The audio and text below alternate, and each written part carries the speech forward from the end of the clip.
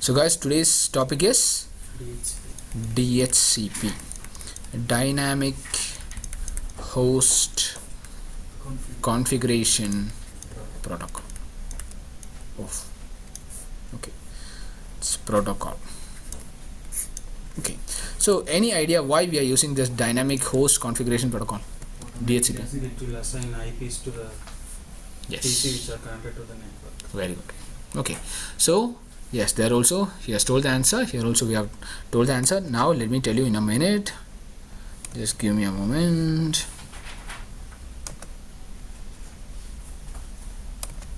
Okay, so now let me tell you, DHCP or Dynamic Host Configuration Protocol is used to get IP address dynamically.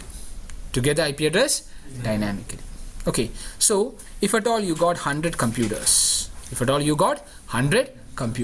and all these 100 computers needs IP address, what will you do? So far we have been giving the IP address manually. From now we will be giving the address with the help of a server which is called DHCP server. Okay, now so you got some computers here. These are some computers, and these computers can be connected to the switch, and say suppose in that network you can have a DHCP server. So this is the DHCP server, and the DHCP server, let me tell you, so this server can provide the IP address. So at first let me tell you, okay, these computers will send a message called discover message. They'll send a message called discover message. And in this discover message, everything is a broadcast. In a layer 2 as well as layer 3, everything, the destination is a broadcast. It means it will be sent to all the devices here. It will be sent to all the devices.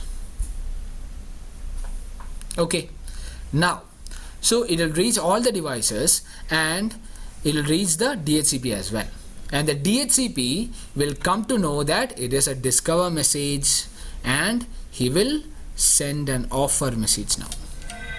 He'll send an offer message now.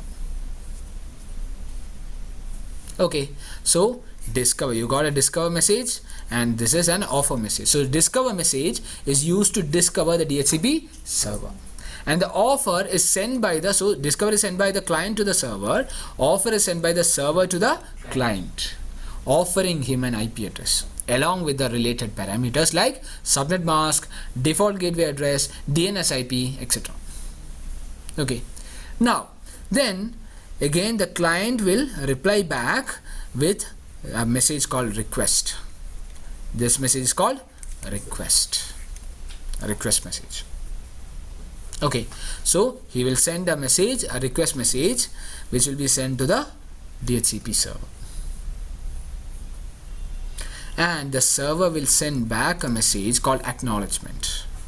So request is sent by server to the client, sorry, the client to the server, then acknowledgement, it is sent by the server to the client.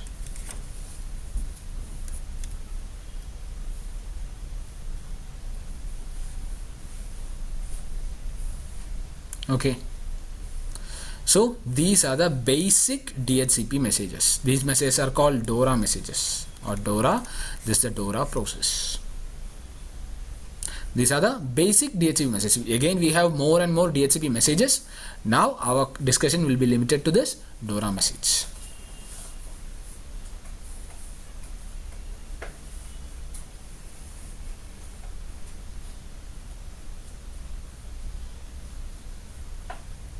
Okay, now so this is the thing that happens. So now, so I told you there's a DHCP server. Now a router also can act as a DHCP server. The router also can act as a DHCP server. So again, let me tell you, the Wi-Fi router in your home, it will perform the function of a router, it will perform the function of a switch, it will perform the function of a, what do you say, wireless access point or something, which we didn't discuss yet. Then it is capable to perform, or it is a kind of DHCP server as well. It's a kind of DHCP server. it will provide the private IP to your computers or to your devices.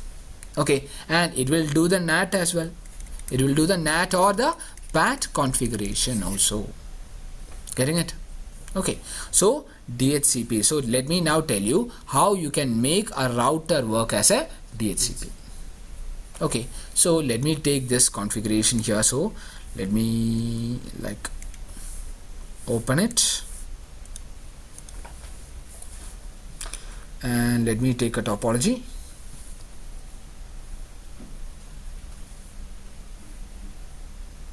Now,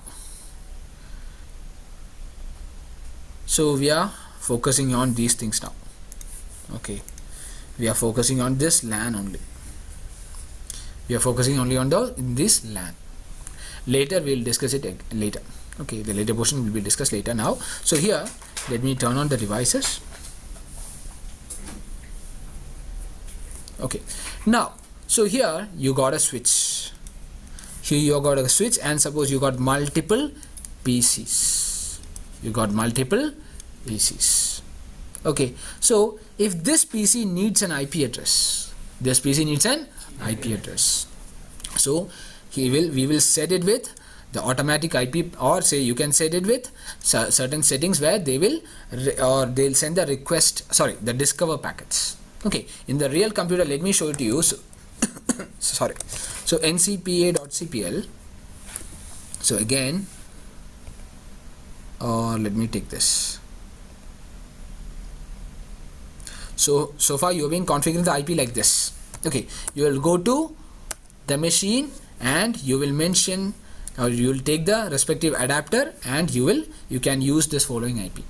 The manually mentioned IP can be used. If at all you want to receive an IP address from the DHCP, you will click here, obtain an IP address automatically. So if you click OK and OK, then if at all the network is connected, I mean the cable is connected, then they will start sending the discover packet. Clear? Everyone okay? Okay, so now they'll start sending the discover packet. So this machine will send the discover, and this router will be configured as the DHCP server. This router, I'll tell you how to configure. Okay, this router can be configured as a DHCP server. So this router will give an IP address, or it will give offer, and again it will send request and will send an acknowledgement. Clear? Okay, so now, so here let me configure this router as a DHCP. Okay, so for that, I suppose I might have given already given an IP here. This IP might be 192.168.10.1/24. Okay, so let me take the router, DHCP router.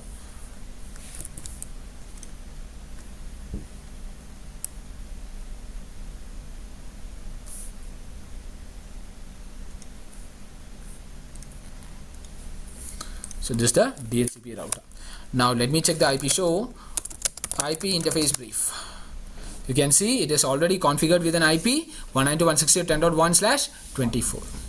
Okay, now to configure it as DHCP, we'll go to the config mode, where we'll be mentioning the command like this. Okay, IP DHCP pool.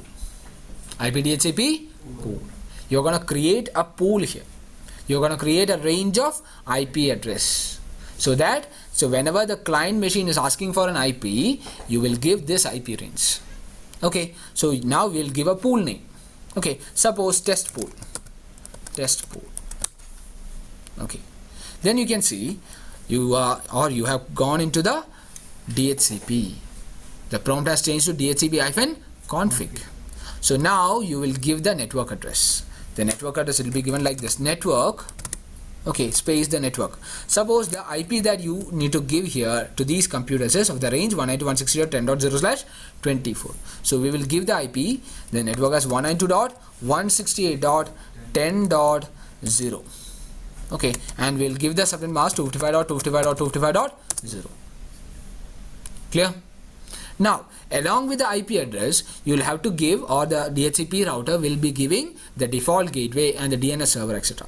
So if at all you want to give it, then you can give it like this: default-router. Then you will mention the default router IP or the default gateway IP, which is 192.168.10.1, this router itself. Okay.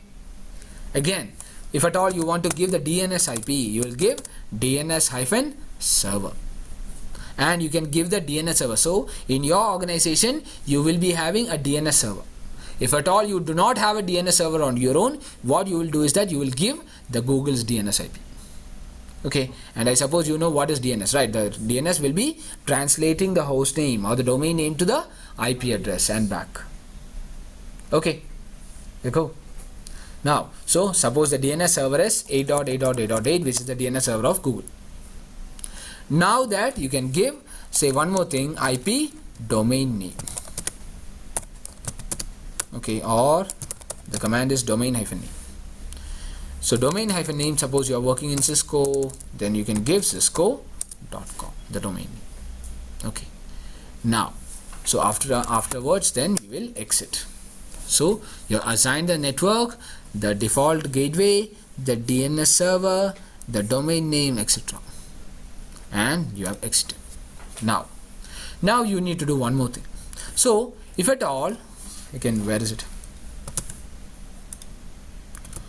If at all this computer is asking for an IP, so the DHCP server will provide with an IP, right? So he is asked to provide with the IP starting from 192.168.10.1 onwards, but we have already given 10.1 to this interface, fast internet 0/0. So we need to exclude that from the pool. We need to exclude that from the pool so that this address will not be given to anybody else. Okay, suppose we got a server here, suppose, and that server has an IP 192.168.10.100, which is manually given. So you need to exclude that address also. Getting it? So let me exclude those addresses. So to exclude the addresses, we'll be doing it like this. We'll go to the config mode where we'll specify IP DHCP exclude -address.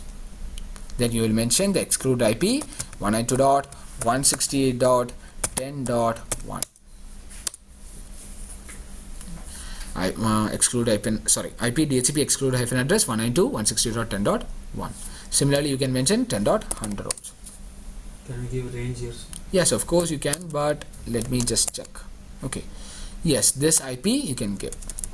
Range also you can give, the lower IP and the higher IP range. Clear? Okay. So this is how you're going to give the IP addresses, the excluded address. Any doubt? Okay. Now let me go to this PC. Let me go to this PC and let me say get an IP address. Okay, so to get an IP address, we'll go to the PC1 here and let me just tell something like this: IP DHCP. Okay, so you can see D means they are sending the discover message. Okay, and DORA, he has got an IP, and you can see the IP 192.168.10.2, and the gateway address is 192.168.10.1. Clear? So this IP, this machine has got an IP 192.168.10.2. Now if at all the DHCP needs to check, say suppose you can execute certain commands, the show commands. The show commands are like the show IP DHCP binding. Show IP DHCP binding will let you show who has used it. So here you can see 192.168.10.2 is used by some machine here, and the lease expiration, it is March 2, 2022, because the time is not correct in this router. That's why it is showing like this. Okay, now it is automatically it has received the IP there. Clear? Okay. Now one more command, show IP DHCP pool. Then if you want, you can give the pool name also, the test pool, and it will show, yes, the pool, test pool, the details of test pool. You can see the utilization. Okay, and you can see the subnet size here. This is it.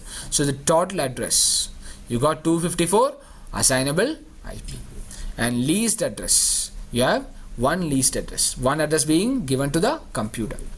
Okay, so say the current index means it is started, the next IP will be 192.168.10.3. so the range is from 192.168.10.12.254. Clear? Okay. So this is how the computer will get an IP. Okay. Now, if at all the router also wants to receive an IP from the DHCP server. Okay. Suppose our router. So the Wi-Fi router that you have. The Wi-Fi router that you have, it will act as a DHCP server. It will act as a DHCP server. So by giving the private IP to the clients, to our computers, to our mobile phones, etc. Now, when it is connected to the service provider, the ISP, the internet service provider, at that end, I might have told you, you will receive a public IP. You will receive a public IP. So it will act as a DHCP client by receiving a public IP. Getting it? So here, let me tell you, suppose this is the client router.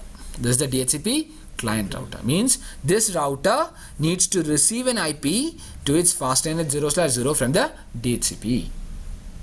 Okay, so to configure it like that, so we'll go to the client router here. So now before that, let me capture the packets. Okay, I forgot to capture, so start capture.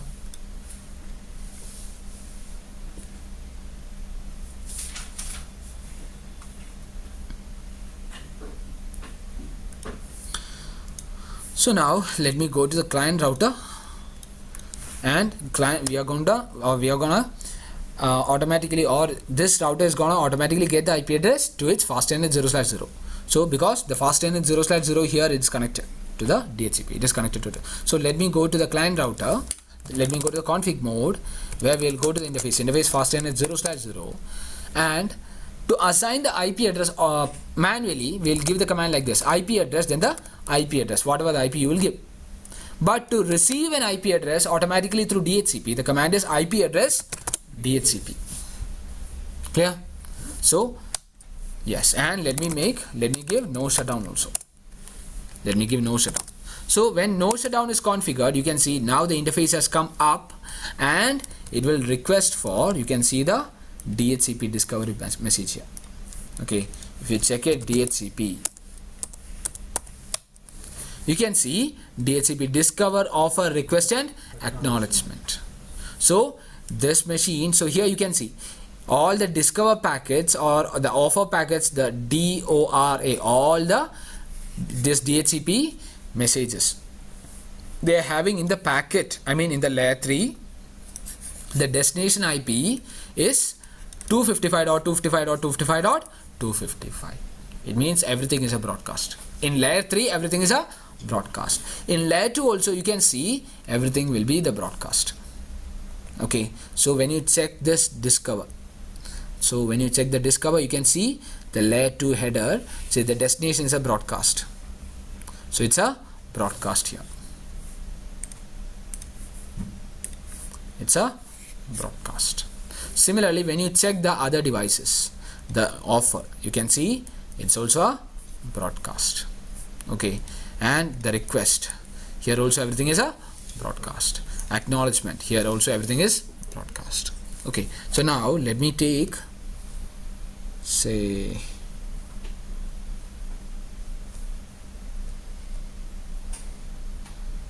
DHCP. Do I have DHCP? Yes.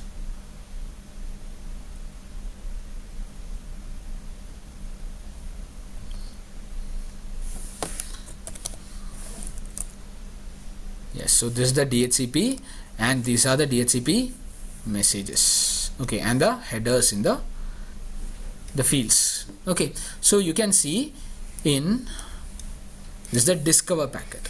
In the discover packet, so this is the header fields in Ethernet header, or it's the layer 2 header. You can see the source MAC and the destination MAC, and the source IP, destination and the protocol will be there in the layer 3 header.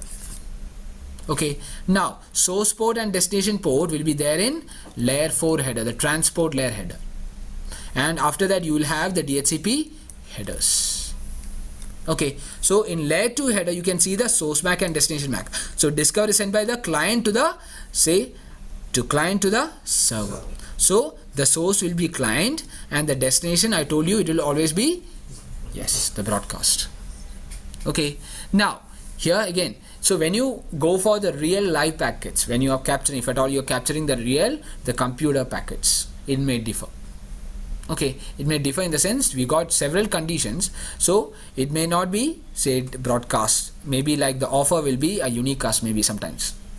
Okay, so the usual thing will be this one. Okay, now so again you can see the offer is sent by the server, so the source MAC is server's MAC and the destination is broadcast. The request is sent by the client, so the source is client, and the acknowledgement is sent by the server. The server is the source. Okay, and here also this is broadcast. Now source IP, here you can see the source IP, it is 0.0.0.0. so this discover message is sent by the client to the server. So client is asking for an IP, it doesn't have an IP, so that's why the value is 0.0.0.0.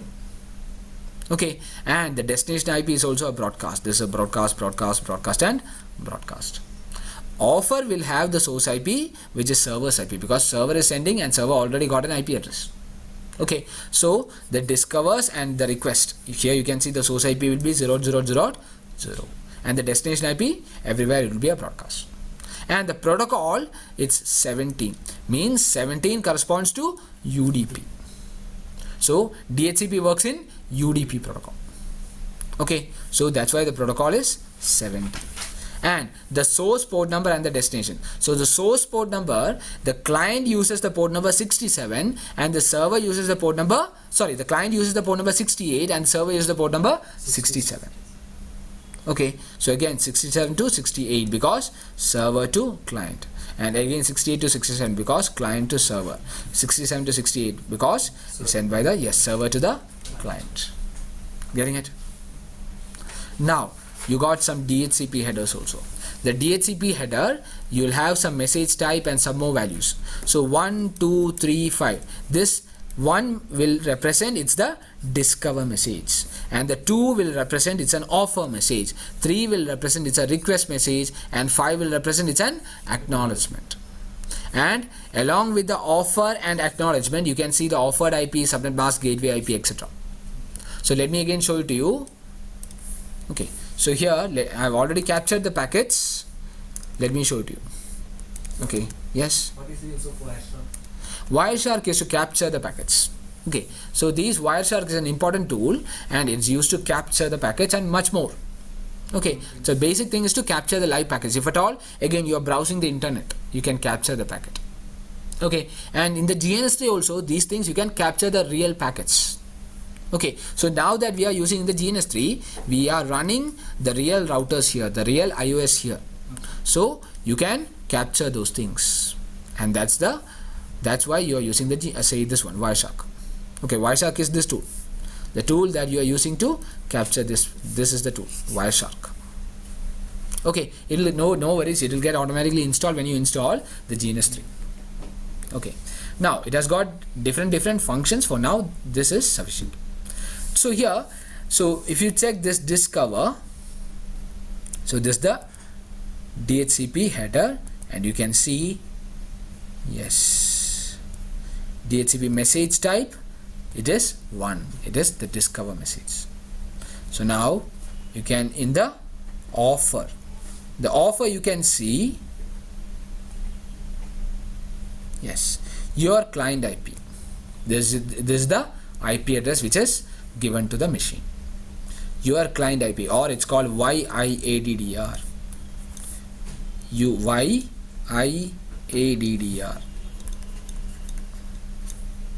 Okay, so now, so this is the client or your IP address. So the server is replying to the client, hey client, this is your IP, use this IP.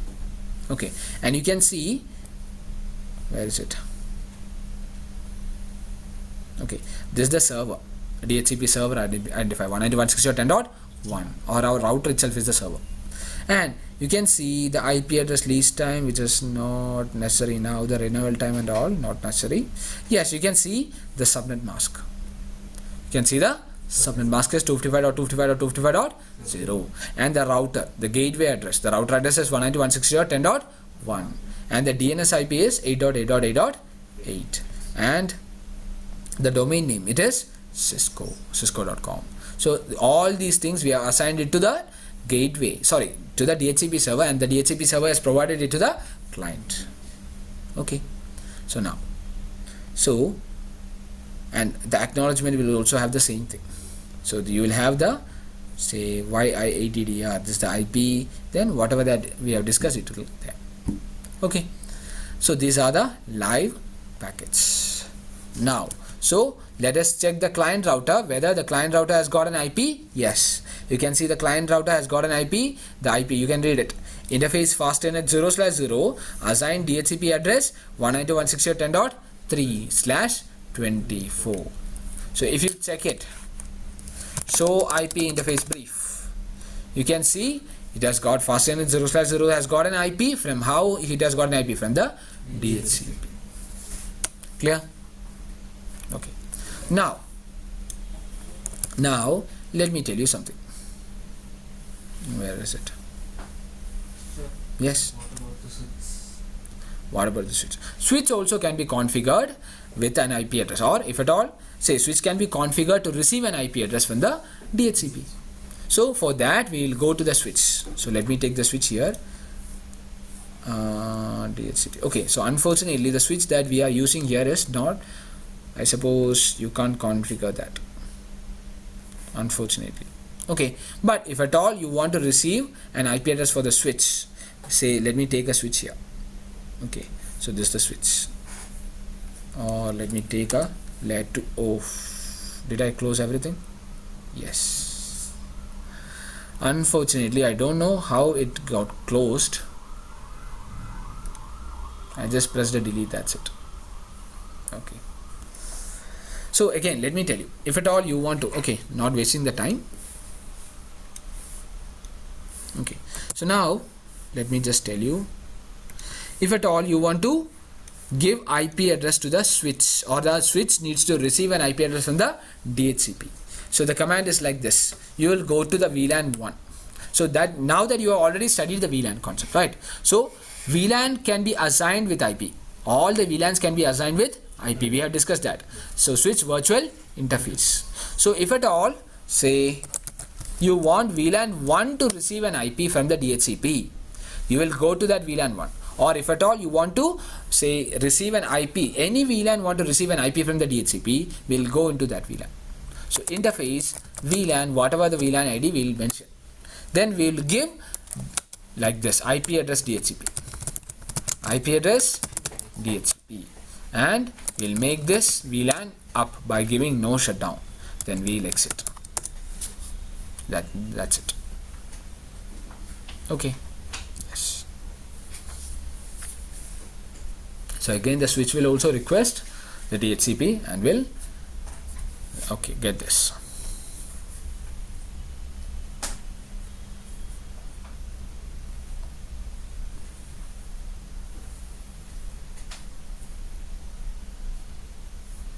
If the PC doesn't want an IP, then if it doesn't want DHCP, then if we give IP release, yes, of course, release, then how to renew. Okay, then renew. same IP will be received, or Maybe different IP, maybe same IP, maybe different IP. Okay, now guys, let me tell you, let me again come back. So suppose that let me, okay, I suppose it might have come up, but let me configure it in the GNS3 only, I mean the packet trace itself, as we have already captured it. Okay, there's no necessary, or it's not necessary to show you in the GNS3, only to show the captures that I use GNS3. Okay, so now suppose this is the DHCP router. So let me complete it, guys. Let me make it faster. Let this be some PCs, 1 2 3 PCs, and say suppose we got a switch here. Okay, and let me connect it. Where is it? Okay, now let me just give the IP and DHCP configs here. Okay, so interface fastnet 0/0 Okay, interface gig, I suppose. Interface gig 0/0/0. IP address, suppose it is 192.168.10.1 255.255.255.0 and no shit. Okay, and then IP DHCP. Okay, let me type it in Notepad. Okay, IP DHCP pool test. Okay, then network 192.168. Yes, 168.10.0 255.255.255.0. Then suppose the default router, default hyphen router 192.168.10.1 DNS hyphen server 8.8.8.8 and domain name also, suppose. Okay, you can give it. Okay, so you can mention it using the mask. Okay, you can change the mask and all, right? Yes. So now IP DHCP pool, then IP DHCP excluded hyphen address. Yes guys, subnet. Changing the subnet mask, you can give it. Okay, so if at all you want to give from 192.168.10.16 to then suppose 31. Okay, then you can give say 16 to 31 and you can use the subnet mask. Okay, now so IP DHCP excluded hyphen address, say 192.168.10.1. okay, so let me copy and paste. Okay, now if it is, these are configured with DHCP, then you will receive an IP. It has received 192.168.10.2. Now again, next thing, similarly the other computers also will receive it. Okay, you can see this computer, haven't seen him. Maybe he'll come after some time. Just call him. Let's call him. It's okay, it's okay. So if he's gone, then fine. Okay. So now you can configure this one, DHCP. Okay, it has also got an IP 192.168.10.3. Okay, now the next one, this computer also will get an IP 192.168.10.4 now. Okay, you can see 192.168.10.4. so now if at all you want the switch to receive this IP, we will go to the switch. Suppose we want VLAN 1 to receive the IP, so we'll go to interface VLAN 1, we'll mention IP address DHCP and we'll get no shut. Okay, and later, yes, you can see the switch is configured. The switch will be having 192.168.10.5 in the VLAN 1. So if you take do show IP interface brief, you can see the IP. Yes, so you can see the last one. Okay, VLAN 1 has got an IP 192.168.10.5 from DHCP. Okay, now that, so this is the DHCP router. This is the DHCP router. Now suppose that you got one more router here. You have one more router, and this router has got another LAN here. This router has got another LAN. Okay, so let me just give the LAN here.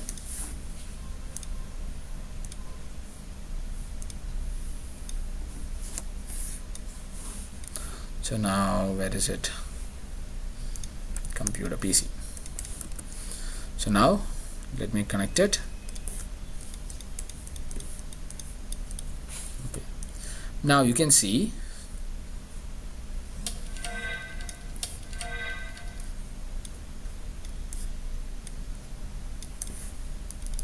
so let the IP here will be, let the router have an IP here, let it be 10.0.0.1/24. okay, and this IP let it be 2.0.0.1 and let it be 2.0.0.2, or suppose, okay, say suppose it is 10.1.1.1 and this is 10.1.1.2. both are in different network, obviously. I suppose you know it now. Okay, this /30 now. So let me configure it. Okay, so here 10.1.1.1 and 10.1.1.2. so gig 0/0/1. So interface gig 0/0/1, IP address is 10.1.1.1 255.255.255.0 and let me give no shut. Okay, Okay, the same thing we are gonna go and implement it in the other router. So here let me go to the CLI and let me give an IP interface gig 0/0/0 is okay 0/0/1. So IP address is 10.1.1.2 255.255.255.0 or 252 that I have given here. 0 only. Okay, let be 0. Let be /24. Okay, so .0. Getting it, guys? Okay. So now let me give no shutdown and again configure the next interface, which is gig 0/0/0 with an IP address, say suppose 10.0.0.1.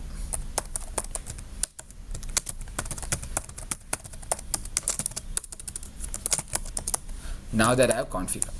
Clear? Now suppose these machines, I mean the new machines that we are connected, these machines want to receive an IP address. These machines want to receive an IP address from the DHCP. So what will these machines do? These machines will send out a discover packet. They'll send out a discover packet. Okay, it's a broadcast. So the broadcast here will not reach the DHCP. Right, we have discussed about the broadcast domains, and that broadcast will be going only up to this router interface. Clear? So if it goes only up to the router interface, it will never ever reach the DHCP, and these computers will never ever get an IP. Okay, so here let me show it to you.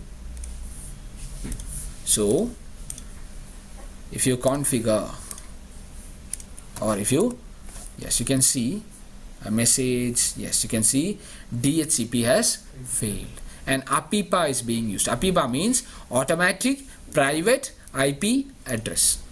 If at all you have not received an IP from the DHCP, they will start assuming, or they will start giving an IP address themselves, and that IP is called APIPA, automatic private IP address. Clear? So now APIPA will be always of the range 169.254 range. It will always be of the range 169.254 range. 169.254.0.0/16. It will be that network.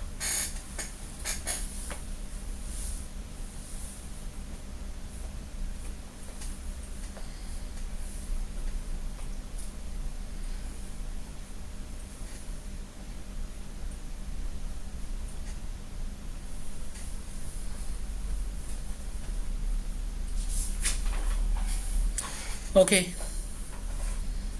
Yes. Now, so it has got an IP, or say a APIPA address. Now,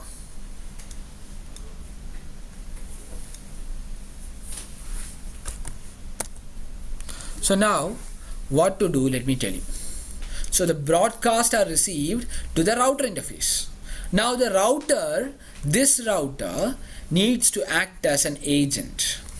It needs to act as an agent, or it needs to relay, or it needs to forward the broadcast which is received in interface to the DHCP. Getting it? So we will configure this router as an agent. To configure it as a relay agent, it's called relay agent. To configure this router as a relay agent, we will go to the interface where it is receiving the DHCP broadcast. Okay, we'll go to this interface and we will mention a command. We will mention the IP address of the DHCP. So here the DHCP IP is 10.1.1.1.1. So here, so we will mention this IP. Shall we? Okay. So now we'll go to this router. We'll go to that specific interface gigabit NH 0/0/0, where we'll mention IP IP helper-address. The command is IP helper-address. Then we'll mention 10.1.1.1. Clear? Now, if at all this interface receives a broadcast, he will forward it to this 10.1.1.1 as unicast. So what the router will do is that he will convert this broadcast to unicast. He'll convert the whatever broadcast he receives it, he'll convert it to unicast and will send it to the DHCP. So the relay agent is one which forwards the broadcast, which forwards or which converts the broadcast to unicast and will send it to the DHCP. Getting it? Okay. Now that let me tell you. So here, suppose we have configured the gig, we have configured the relay agent. Now the packets will be forwarded to the DHCP, but still these machines will not get an IP. Any idea why it is not getting an IP? No. Routing is one thing. Okay, but before that, 10.0.0 1. Sorry? The gateway for that is 10.0.0 network. For whom? For that machine. This machine. Those both. We haven't given any gateway, right? The gateway needs to be obtained from the DHCP only. Simple. Can you think about it? Suppose I am a shopkeeper. Who sells sweets. Now, or chocolates. Okay. I have 5-star. I have Milky Bar. I have Dairy Milk, Kit Kat and all. Okay. Now, suppose Anish came and he asked for that chocolate that I'm not having. Okay. He asked for Snickers. It's not there with me. So what will I tell him? I do not have it. Right, the same thing. Okay, let me tell you. Here, you can consider DHCP as a shopkeeper who will give the IP addresses. So here, the DHCP is assigned with a pool here. It is assigned with a pool. So, or this pool is, I suppose it is 192.168.10.0/24 pool. So if somebody asks him an IP address of the range 192.168.10. network, he can give it. Right. But this computer is now sending a broadcast and say he has to receive an IP address of the range 10.0.0.0/24. But did we configure it? No, we didn't configure the pool. So we need to configure the pool in the DHCP. Getting it? Okay. So let me configure the pool here in the DHCP. Okay. Suppose I have the notepad. So suppose test 2. Okay. And instead of 192.168, let me give 10.0.0.0. And the default gateway is 10.0.0.1.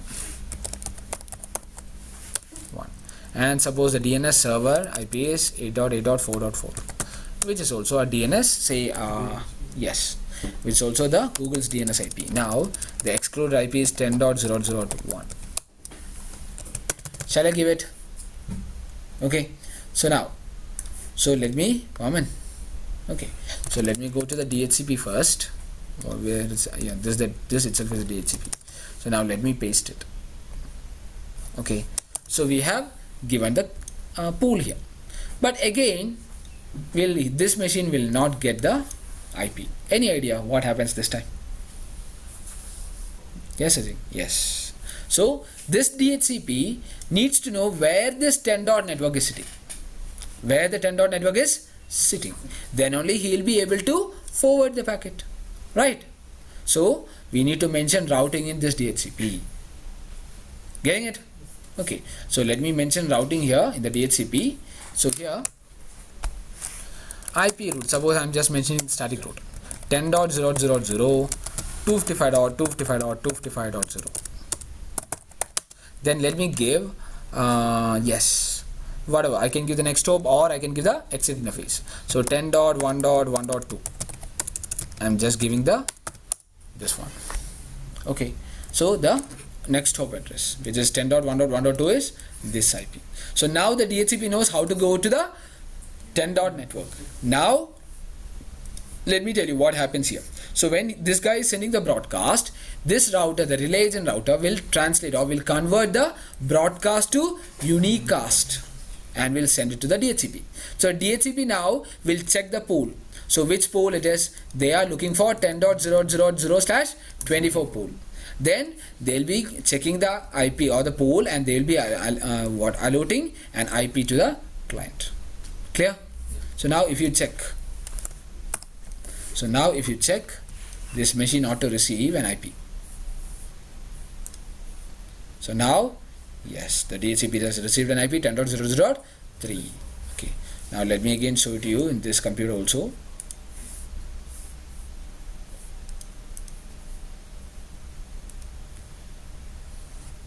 Yes, you can see 10.0.0.4. Clear? So this is how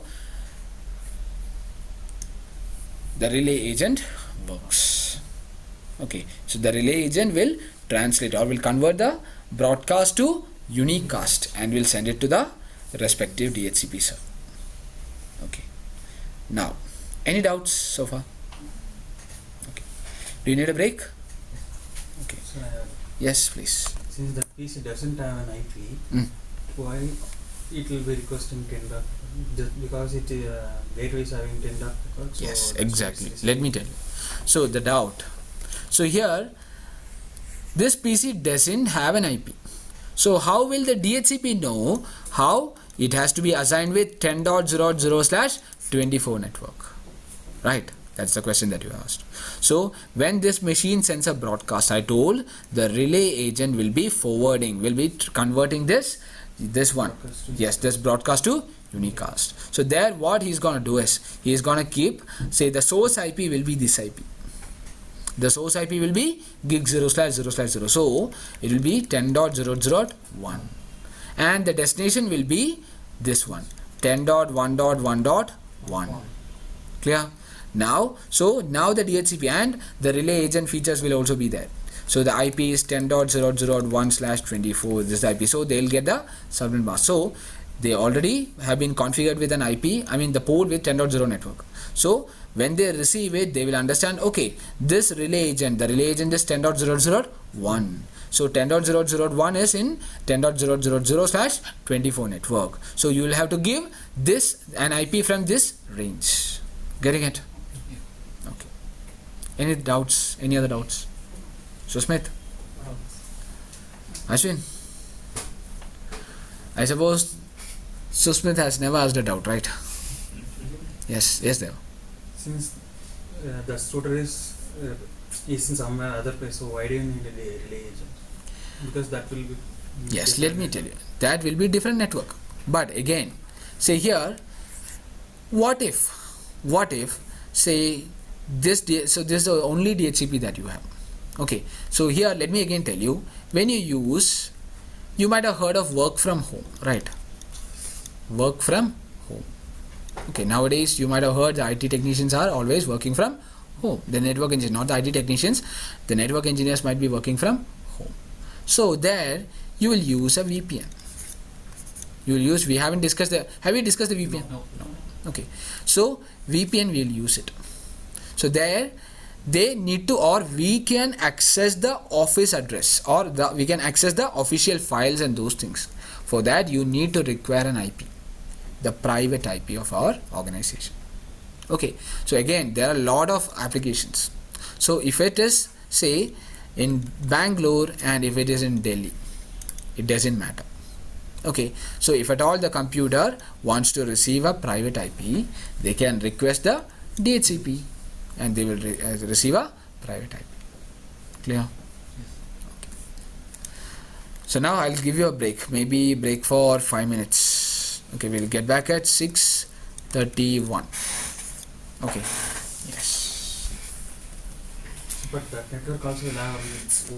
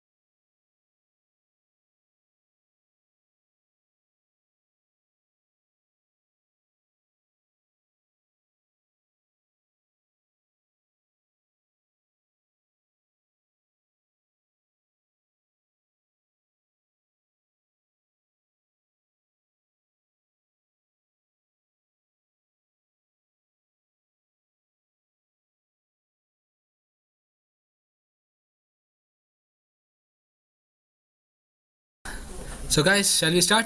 Yes. Okay. Now, so this is the DHCP. Okay. Now, yeah. അതൊക്കെ അവിടെ ഇങ്ങോട്ട് വാ കോർമംഗലെന്നൊക്കെ പോയിട്ട് ഇങ്ങോട്ട് Okay. So, shall we discuss? Yes. Okay. Now, so again, now guys, we got the DHCP server here. Okay. Now, suppose we got a machine here. We got a machine. This machine has also sent a discover. He has received an IP from the DHCP. Suppose this is our Anish. This is our Anish. Okay. Suppose he's a hacker. He's a hacker. Okay. And Anish has received an IP, and Anish is capable to do hacking now. Let me tell you one hacking method. Okay. So whenever, say suppose we have a computer here, this computer, the PC0. PC0 is sending a discover. He is sending a discover. So this message is a broadcast at both layer 2 and layer 3.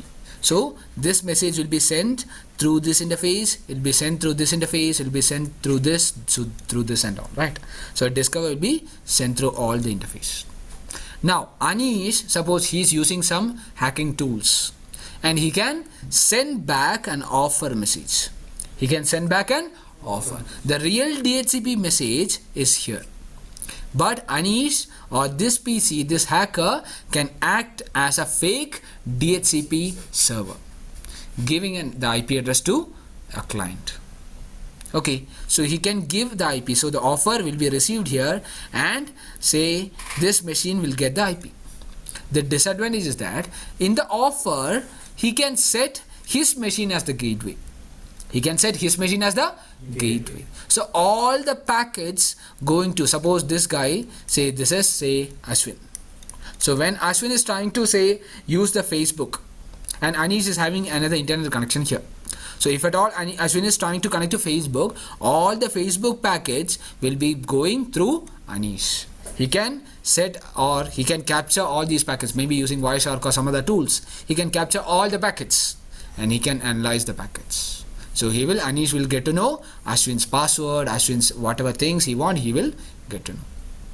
Right? So this shouldn't happen. So this process of replying back as if it's a fake or as if it's a DHCP. This, yes. What happens to the offer from DHCP? So the DHCP offer will not be accepted. So again, let me tell you. If at all you are asking me a pen. Okay, you have, suppose somebody say again, lost your name, Deva. Okay, so Deva asked me a pen. Okay, so at the same time, say Anish have overheard, he is asking me for a pen. So Anish is giving the pen to Deva. Anish will be giving pen to Deva first. So I am searching, keep on searching my bag, and at last I found a pen and I gave it to him. So if I am giving, what will he say? Sorry? Already received or already got a pen here. Right? I do not want your pen. He will be saying, sir, I do not want your pen. I have already got another pen. Right? The same thing. So what happens is that whenever the computer is sending a broadcast or the discover, so there might be different DHCP servers available in our in our organization itself.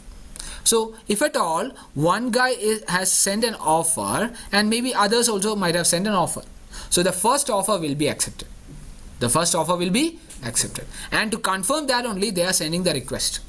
Okay, they'll be sending to the request. So I told that, say he'll be replying back, hey sir, I do not need the pen, I have already got the pen.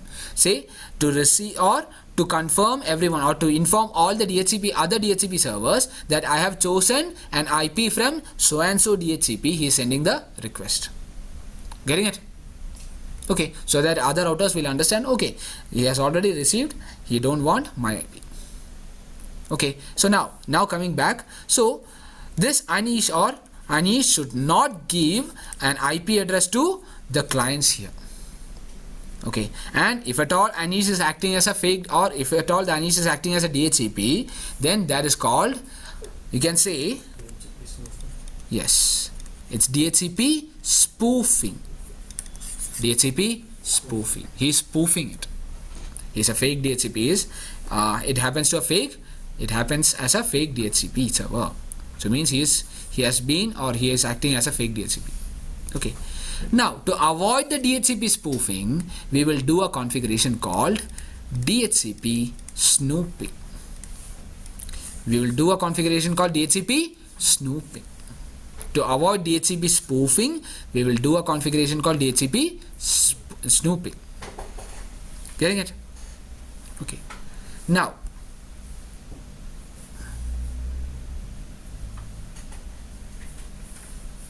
so what you're going to do is that you're going to enable the DHCP snooping in the switch. You're going to enable the DHCP snooping in the switch. So let me tell you how you will enable DHCP snooping. So you will enable the DHCP snooping like this.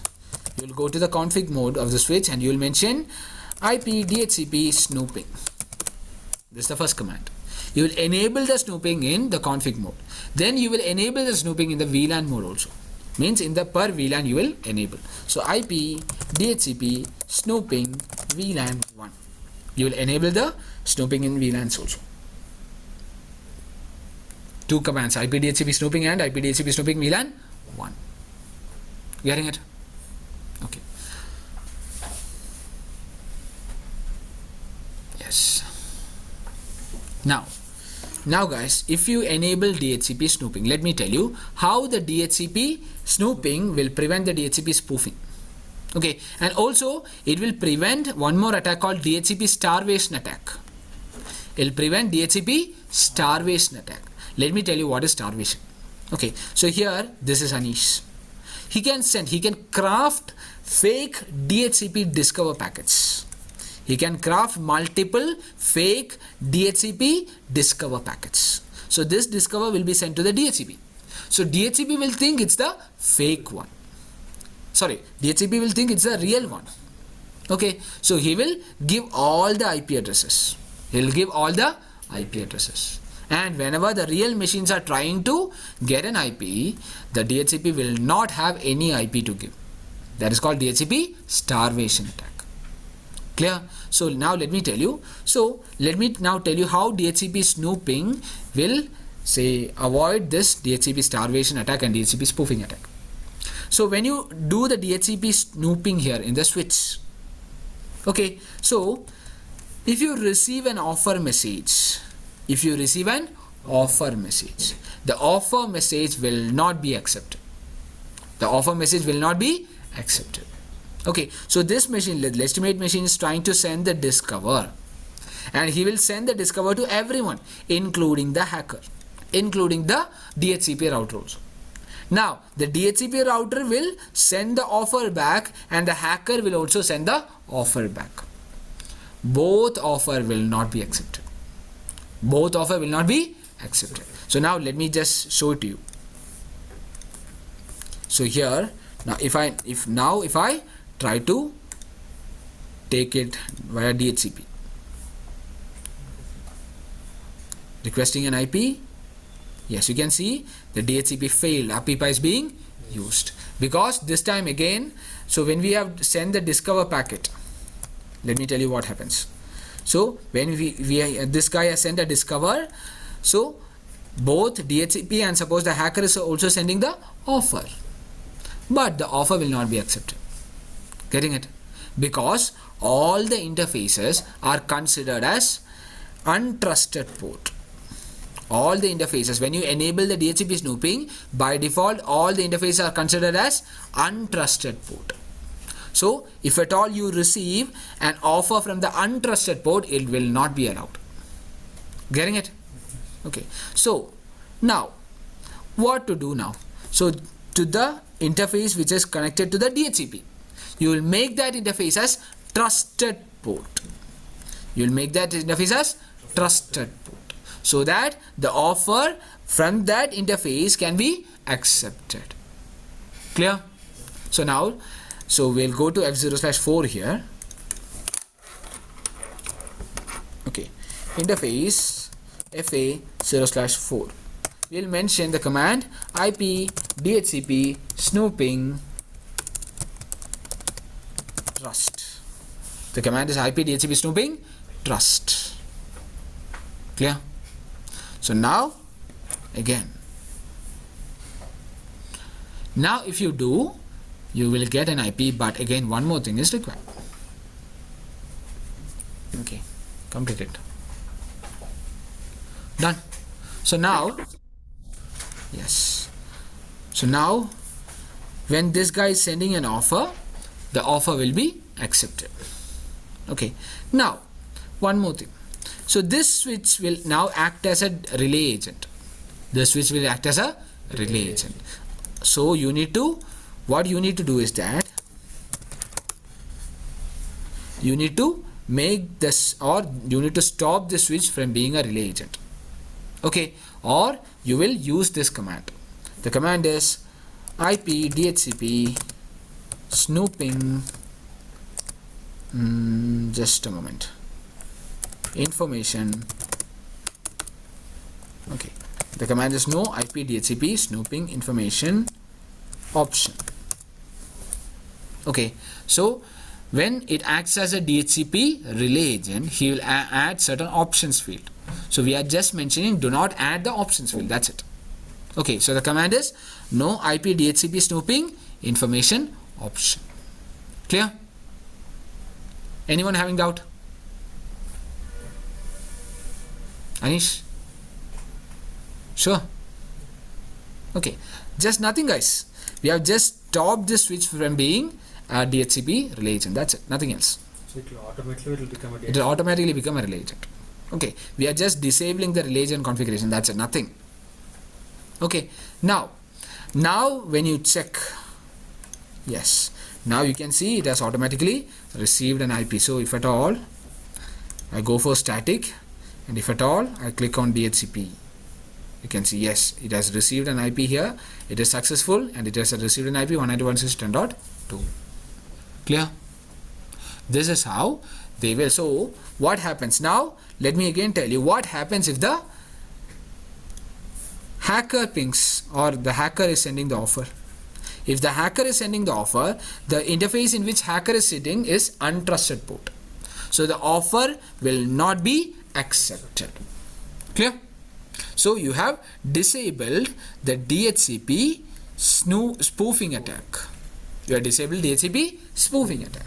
Now, to avoid the DHCP starvation attack, to avoid the DHCP starvation attack, what we are going to do is that we will go to this interface. We will go to this interface, the interface in which the hacker is sitting, okay, or the users are sitting. Suppose we will go to, say, this is the hacker F0/3. We will go to interface F0/3. Interface FA0/3. Then we will mention the command IP DHCP snooping limit rate. We'll set a limit rate. Suppose 2.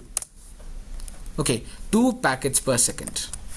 Okay, it is 2 packets per second. That means, say, the starvation attack happens like this.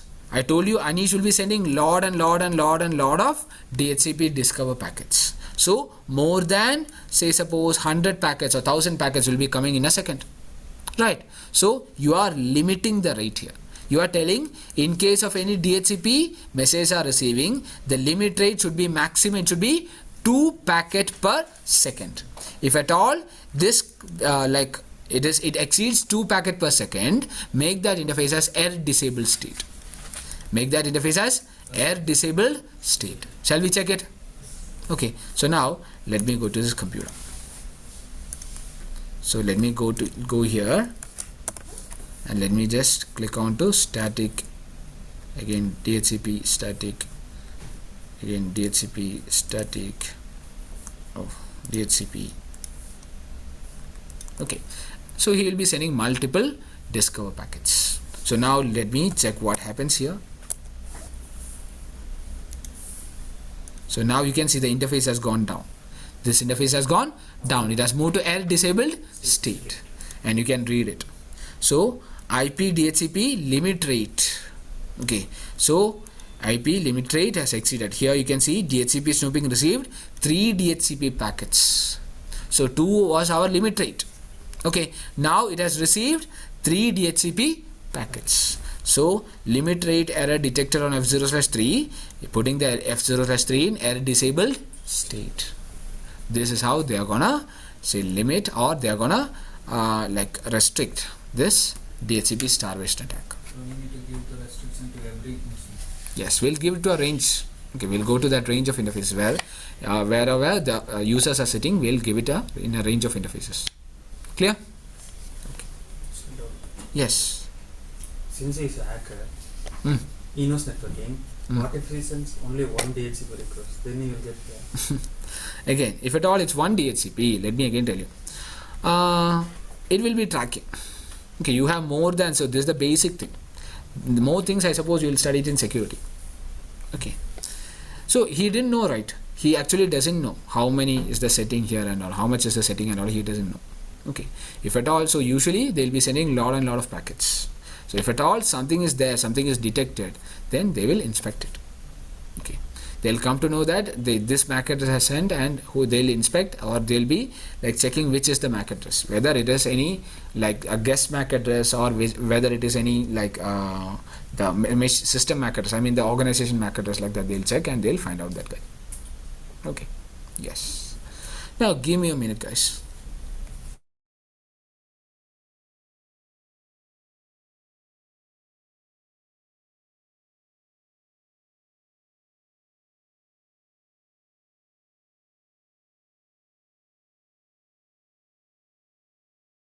Now guys, now we'll discuss about another security topic, which is called dynamic ARP inspection. Dynamic ARP inspection. It's called DAI. DAI. Dynamic ARP inspection. Before telling you that, coming back to one more topic here, I mean not one more topic, the previous topic, DHCP snooping. If you enable the DHCP snooping, you will, or they will maintain a table.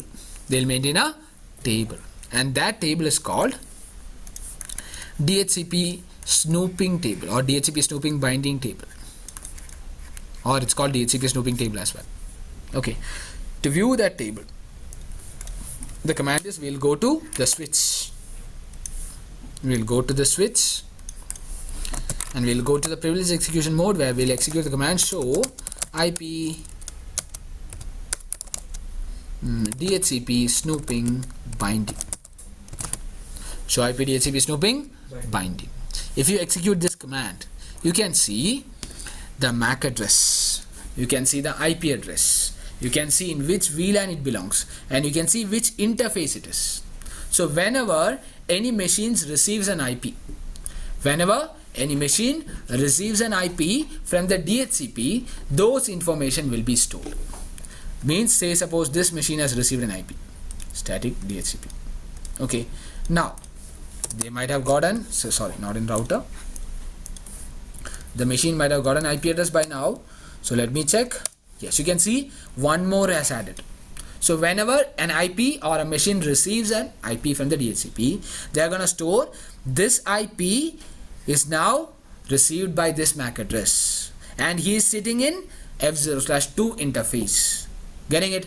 They'll store these values in a table called DHCP snooping binding table, or binding table. Clear? Which is used by the next security thing called dynamic ARP inspection. Okay, so now let me first tell you what is this dynamic ARP inspection and why it is used. So this dynamic ARP inspection is also a security mechanism through which you can like avoid ARP spoofing. You can avoid ARP spoofing. Oof. Okay, you can avoid ARP spoofing. Pathetic. Okay, now I've seen students, at least they'll close like this. Okay, and they'll be like this. And today also I've seen someone like this, but it's not like this. Okay, God. Okay. Now, so getting back, Susmit, here. Okay. Yes. Vaman. Okay. So Vaman, at times he'll be looking there, right? One day I caught you, right, looking there or something. Yeah. Sure. Yes. Then who it was? Anish. Anish. Yeah, might be Anish only. Okay. Now coming back. Okay. So, yes, at the last there. Okay. Okay. Now guys, let me tell you. Suppose I have a packet full of chocolates. I'm supposed to deliver it to suppose Susmit. Okay, suppose to deliver it to Susmit. So I'm asking, who is Susmit? Right, I do not know Susmit, so I want to find out Susmit. So what I'll do, I'll broadcast, who is Susmit? I have a box of chocolate to give. So what Anish will do? Anish will tell that, okay, I am Susmit. He'll act as a fake one. Okay, he'll act as fake. So he seems to be, or he will lie to me that he is Susmit. Okay, and he will get this chocolate packet from me, right? Similarly, so let me go with the ARP. Okay, ARP here, suppose we got a machine here. This machine is sending an ARP for 192.168.10.3. Suppose this is 192.168.10.3. 192.168.10.3 with the MAC address MAC 3. Okay, now this is suppose the hacker, which is having the IP 192.168.10.2, okay, and or 10.5 or 2 or whatever, 10.5 suppose, okay, and MAC 5.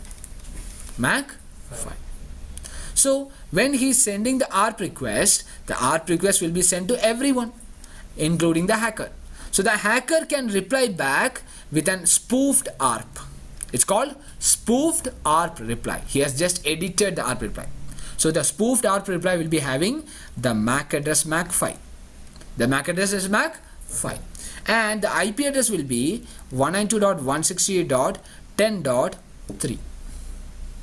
Okay, so he will tell that I am 192.168.10.3 and this is my MAC address. Whereas he is having some other MAC address and some other IP address or some other IP. So he is doing a spoofed ARP. Getting it? So to avoid this spoofed or the IP ARP spoofing, we will configure dynamic ARP inspection. So the dynamic ARP inspection is to avoid IP or ARP spoofing. So it will check when it is enabled. What it will do is that it will check the DHCP snooping table.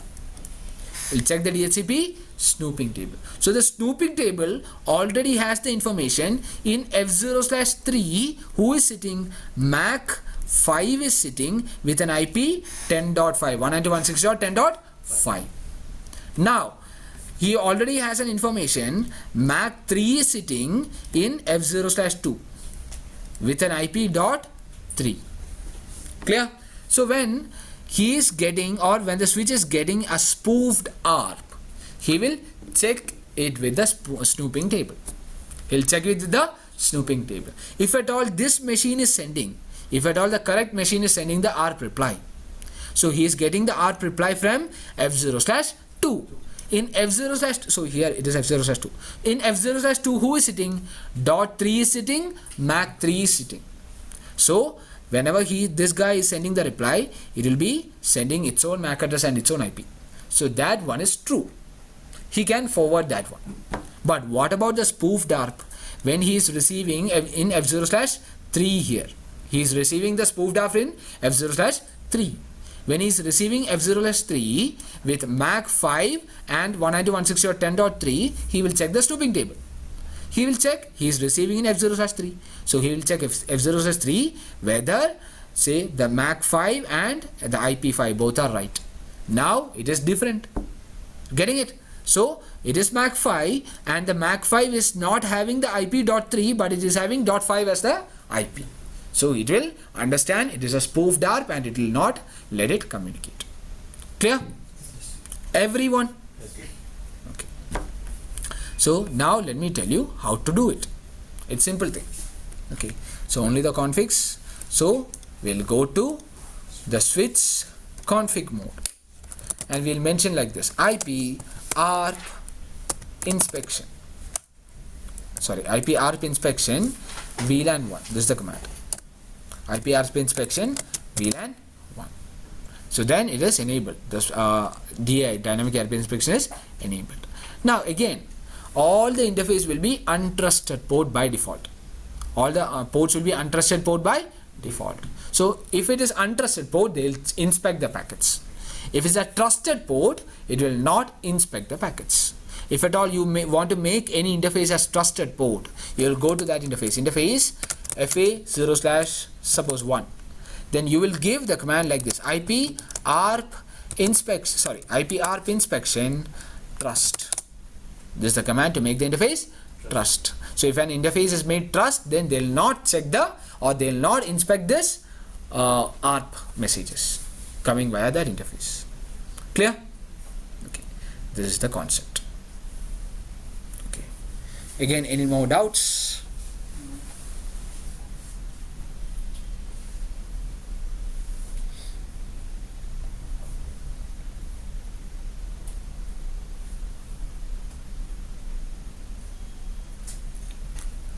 Okay. Yes. So this is the DHCP relay agent, DHCP snooping, and this one. Okay. Dynamic ARP inspection. Now, so let me pause recording for a moment. Okay. So now the topic is VPN. Virtual private network. Virtual private network. Okay. Now let me tell you. Suppose we got some devices here. So this is the Bangalore branch and this is the Delhi branch, suppose. Okay. Now Bangalore branch, you got a router, and Delhi branch also, here you got a router.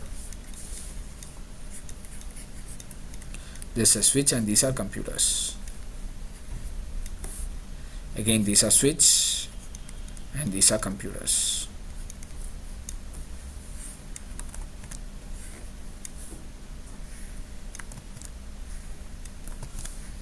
Okay.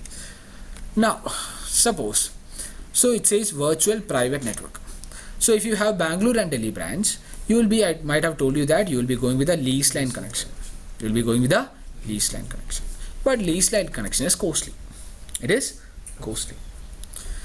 And so suppose that you got internet connection. You got internet connection here. Okay, let me draw with other one. Okay, so you got internet connection. So if you can connect from Bangalore to the Google and also from the Delhi branch to Google, then they started thinking, why can't we utilize the internet connection to connect from the Bangalore branch to the Delhi branch? Of course you can connect, but the issue was security issue. The issue was related to the security, because it is the public environment. The internet is the public environment and everyone will be accessing the internet. So if you are sending a packet, anyone can capture the packet and anyone can get to know what the things are. So that was a problem. So again, they started thinking how the internet can be utilized as a, so this, I told you, it's a public connection, and they have started researching on how you can utilize this public network to create it as a private network. Okay, now let me tell you an example here. Then suppose, okay, so this is our classroom. This is our classroom. Okay, now we got Anish here. Okay, no, every time I'm telling Anish. Okay, suppose Ashwin is sitting there at the last. So we got Ashwin. Okay, and Susmit is sitting at the last there. Suppose. Okay, Reku, he's a poor guy, so leave him. Okay, now, so suppose Susmit. So Ashwin wants to tell Susmit something. Ashwin wants to tell, hey Susmit, like whatever. Okay, he want to talk something, or he want to just say he'll be writing in a piece of paper. You might have studied in colleges and all, right? Everyone. Okay, so you might have done these things, I suppose, right? So you'll be like writing, you'll be having something on, you'll be writing anything in the something in the paper. Okay, and you will be passing it to everyone. Yes, I can see some guys smiling. Okay, so what happens is that, so Ashwin, he will write it on a piece of paper. Okay, now in between we got many person. We got many person. So Sajin is there. Suppose Anish is there. Suppose Deva is there. Suppose Vaman is there. Suppose even myself is there. And suppose Reku is there. Lot of persons are there. So what Ashwin will do? So whatever Ashwin is sending, say he is sending it privately. So what he will do? He do not want anybody else to read these messages. So what he will do is that, so suppose Ashwin is sending a message. Hello Susmit. Okay, how are you? Some messages. Okay, so he will convert this message into some unreadable format or non-readable format. Okay, it will be converted to a non-readable format, or you can say you won't understand. If at all, sorry, Sajin receives it and opens it, he will not understand anything. Okay, so he will be translating this into, say, 234 #C4 B5 A6, something like that, at the rate like that. So this process of translating into some other format, and it's called encryption. It's called encryption. It's encrypting, or say you are like really converting the real message to an encrypted value. Getting it? So what he will do is that he'll encrypt it. He will encrypt it, and he may add some more papers to it. So he will add, maybe like as a cover, he will add some more papers. He'll cover it with some more papers, so that if at all Sajin reads it, Sajin will be say taking one cover and will be trying to read again another cover. Then he will not read it. Okay, so he'll cover it, or he will encapsulate it. He will encapsulate it. Getting it?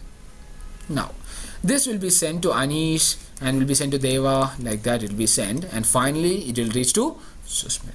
So Susmit knows how to decode it or how to decrypt it. Clear? Okay, and Susmit will decrypt it and will read the message. So this is the process of VPN. So what happened is that even though we got several people in between, it is as if the Ashwin has talked to Susmit directly. Right? It is as if Ashwin has talked to Susmit directly, even if we had multiple persons in between. And that is why we call it as virtual private network. It is not a private network, it's a virtual private network. Clear? Coming to the technical things. So you will have multiple routers here. You will have multiple routers. Say suppose the service provider router. So suppose router 1, suppose router 2, R2, suppose R3 and all. Okay, now, so here suppose the IP here which is used is 192.168.10.0/24 network. Okay, suppose it is 10.2. This machine is 10.2. Now here it is 172.16.0.0/16. Here also it is .2.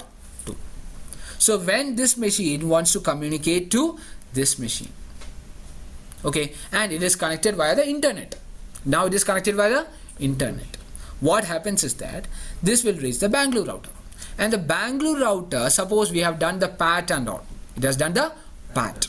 So suppose we have done the PAT, and the PATs here the IP is 1.1.1.1 and here the IP is 2.2.2.2. So what the Bangalore router will do that. So here when this machine generates the packet will be like this. The packet is like this. The source IP is 192.168.10.2 and the destination IP it is 172.16.0.2 and they will have the Ethernet header, layer 2 header and layer 2 trailer. It has reached to Bangalore router and the Bangalore router will take away this or will de-encapsulate it and will read the packet. You will understand that say the Bangalore branch is trying to communicate to Delhi branch via the internet. So what he will do is that he will encrypt this packet. He will encrypt this packet so that nobody will read it.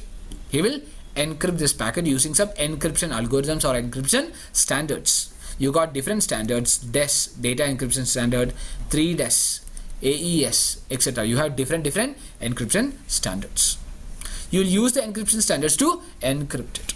So the packet is now encrypted. The packet is now encrypted. And what they're going to do is they'll add a new IP header. They'll add a new IP header or they'll add some more headers here. So that's the process of encapsulation. That's the process of encapsulation. So they have encrypted now and they'll be now going for the encapsulation. So they'll encapsulate it.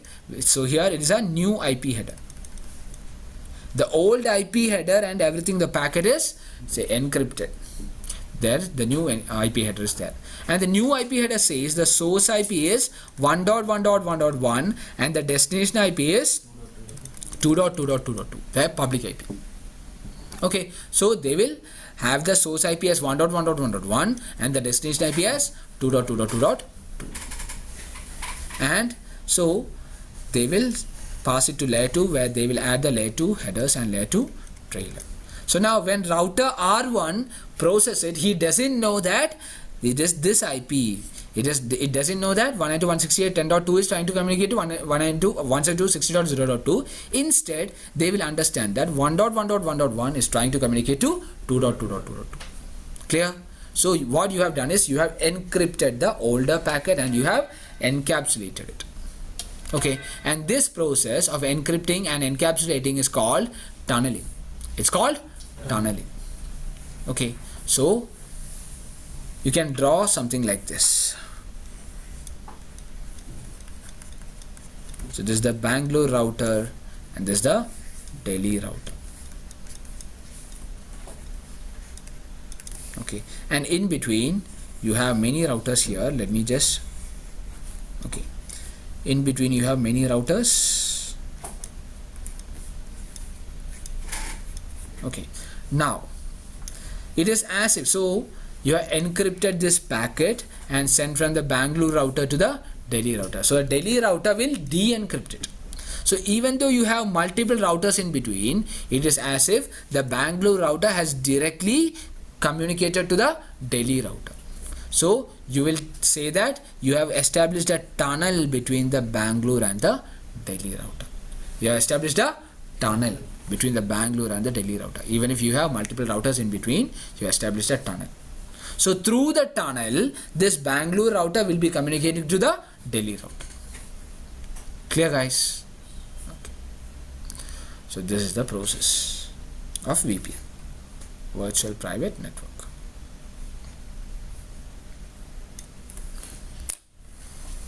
This is a basic concept. We again have lot of things in the VPN, which you will study in the security. Anyone who joined for CCI, I suppose, yes, here, CCI security, no, nobody, Deva, no, okay, no issues. So in CCNP, you will study some more things. CCNP Enterprise, I suppose, you will study some more things of VPN. Okay. And in security, you have in-depth things in VPN. Okay.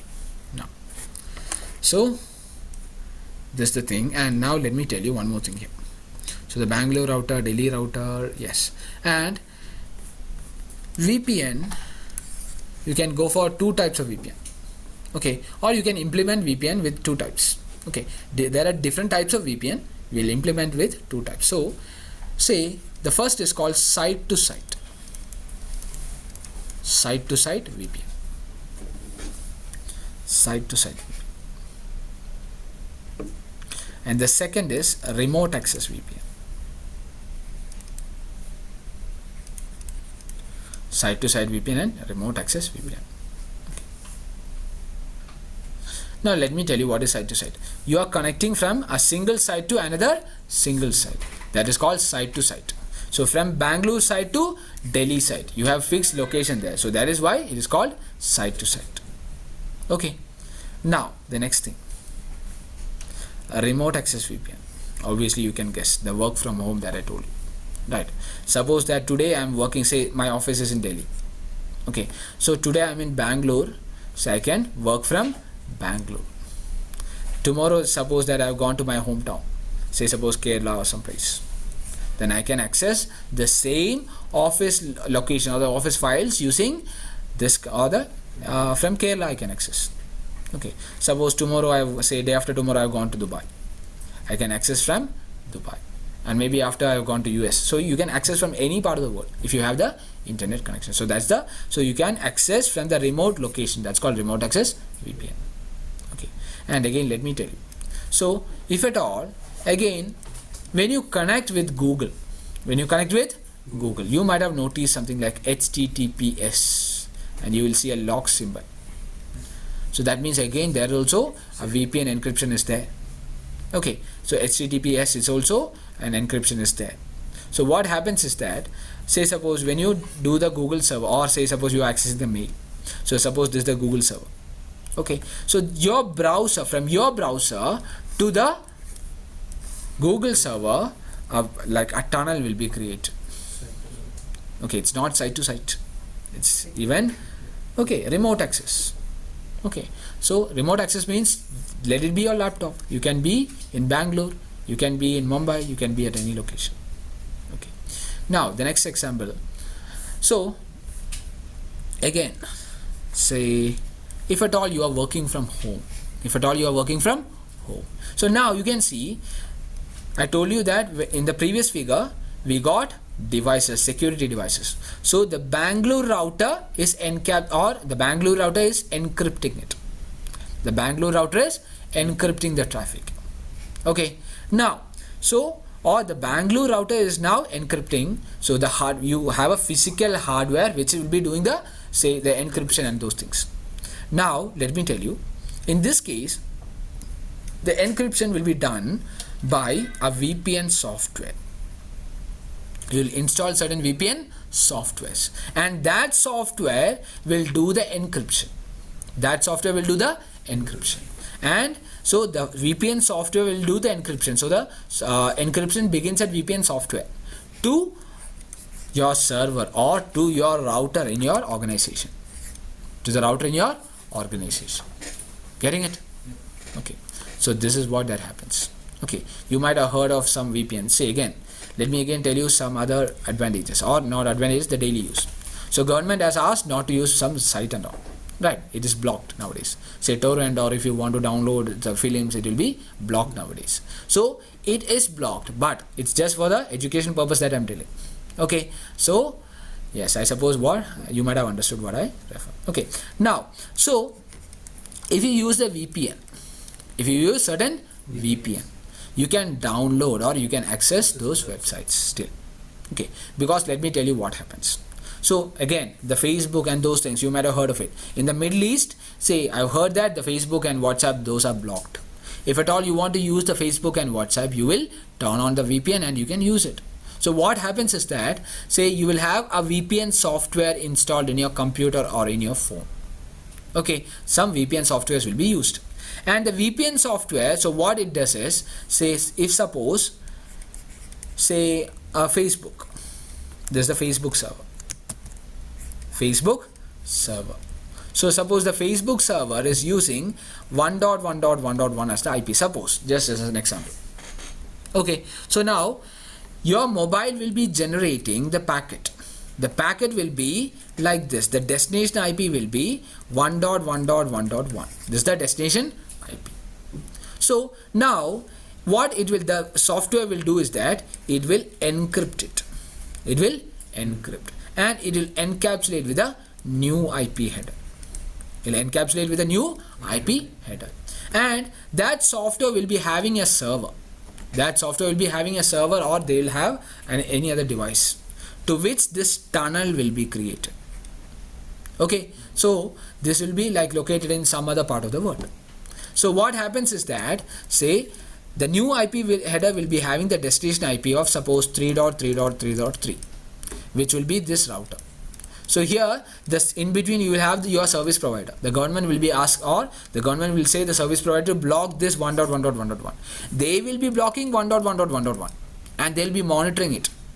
But so when you encrypt it, let me tell you, when you encrypt it, the new IP and encapsulate it, the new IP header will be having the destination IP 3.3.3.3, not 1.1.1.1. So whenever the service provider is monitoring, they will think that, okay, it is for 3 dot network, it is not for the Facebook. Okay, so what happens is that then when this packet reaches this machine, the packet will get unencrypted or will be getting decrypted and will be sending to the Facebook. And again, when the Facebook sends it back, this machine will again encrypt it and will send it to our phone. And that is why, say suppose when you use, if at all you have used the VPN, that will be slow.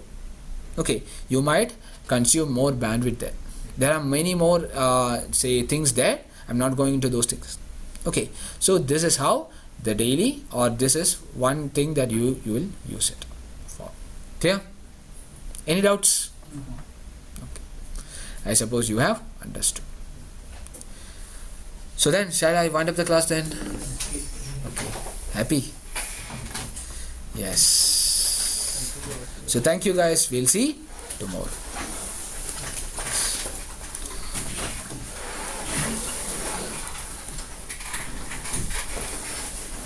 Okay, thank you, Sharva. Yes.